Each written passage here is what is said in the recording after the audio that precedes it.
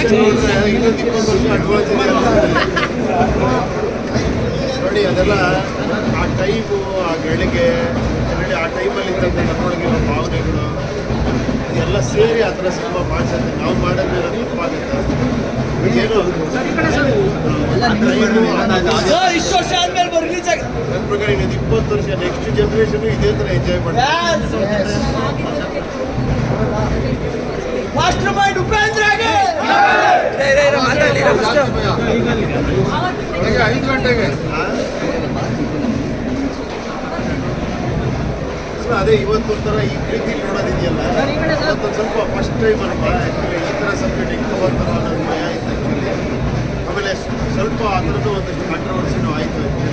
ಸ್ವಲ್ಪ ಅಡ್ವಾನ್ಸ್ ಆಗಿದ್ದರಿಂದ ಈಗಲೂ ಹಂಗೆ ಅನ್ಸುತ್ತೆ ಇದು ಹೊಸದಾಗಿ ನೋಡಿದ್ರೆ. ಮಾಸ್ಟರ್ ಮೈಂಡ್ ಉಪೇಂದ್ರ ನೋಡಿ ಅದೇನೋ ನಾನೆಲ್ಲ ಥಿಂಕ್ ಮಾಡಿದರೆ ಮಾಡೋಕ್ಕಾಗ್ತಿರ್ಲಿಲ್ಲ. ಏನೋ ಫ್ಲೋರ್ ಮಾಡಿಬಿಟ್ಟೆ, ನನಗೆ ಅದು ಗೊತ್ತಿಲ್ಲ ಸೆನ್ಸರ್ ಪ್ರಾಬ್ಲಮ್ ಆಗುತ್ತಾ, ಈ ಪಿಕ್ಚರ್ನು ಹೆಂಗೆ ಕಂಡುಬಂತಾರೆ ಅದೆಲ್ಲ ಯೋಚನೆ ಮಾಡದೆ ಮಾಡಿದ್ದಕ್ಕೆ ಅದೊಂದು ಫ್ಲೋಲ್ ಬಂದಿದೆ. ಈ ಪಿಕ್ಚರ್ ತುಂಬ ಕ್ಯಾಲ್ಕುಲೇಷನ್ ಮಾಡಿದ್ರೆ ಪಿಕ್ಚರ್ ಮಾಡೋಕ್ಕಾಗಲ್ಲ.